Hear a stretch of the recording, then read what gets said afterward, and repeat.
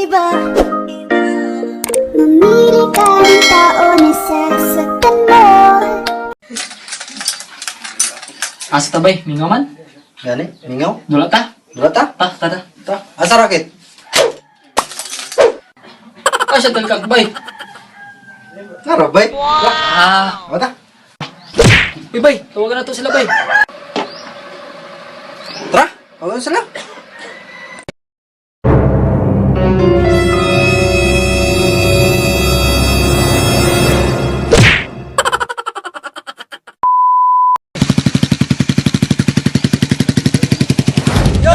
Let's play badminton! Baby, whole gang full of drug addicts. Ooh, chill. Take a lot of shit, forgot what happened.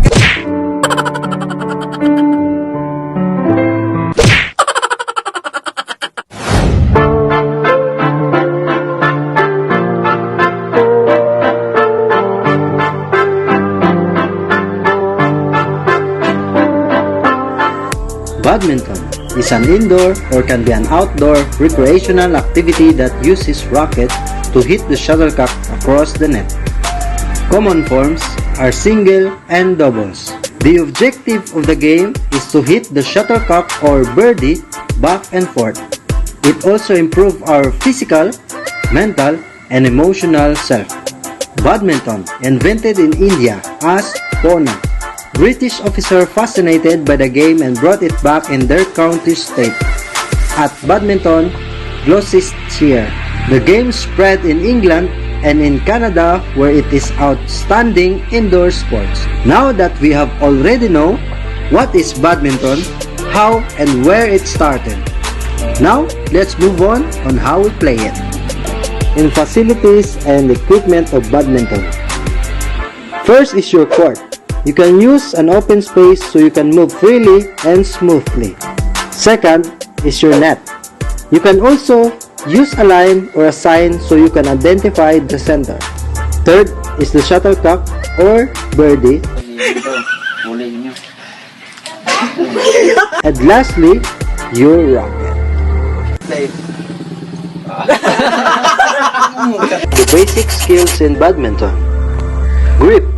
It is a proper way of holding your racket. It is likely shaking hands, not so tight and not so loose, but a comfortable way to help you have a flexible waist to control your waist. There are two basic types of holding a racket. First is forehand gripping technique and second is backhand gripping technique. Forehand gripping technique. Your thumb does not necessary to press the racket. Backhand gripping technique. A backhand stroke to use your thumb.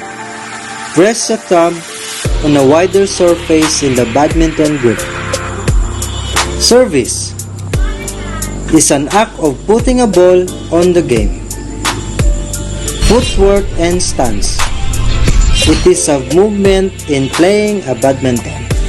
There are three basic stances. First is attacking stance. It is used on hitting overhead forehead stroke. Turn your body facing the side of the court. Place your racket leg behind your non-racket leg forward. Both legs should be shoulder width apart. Raise your racket and non-racket arm. Gangnam Style. Second is defensive stance. To have your legs slightly apart. This slightly bend to lower your center of gravity.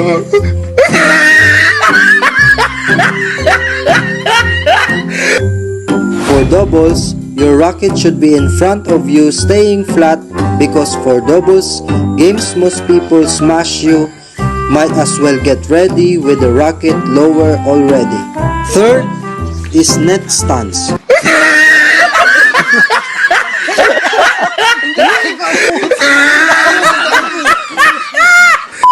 To get into the net stance, place your racket foot forward. Non-racket foot at the back. Place your racket in front of your body, slightly above waist height. Raise your non-racket arm for body balance. Volley. A volleying is when the ball is hit in the air without ever hitting the ground.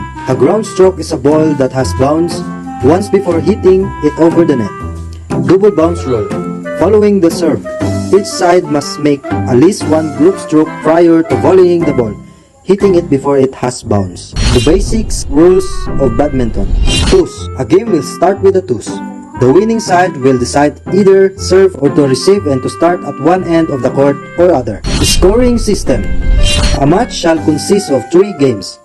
The games is won by the first who gets 21. Winning games will serve first in the next game. Chains of ends. Chains ends with your opponent after finishing the first game. If the third game was to be played, you shall chains end when the leading score of 6 of 11 or of 8 of 15. Lets. A let is called to end the rally to replay the point. The score doesn't change and the same server serves again to the same receiving player.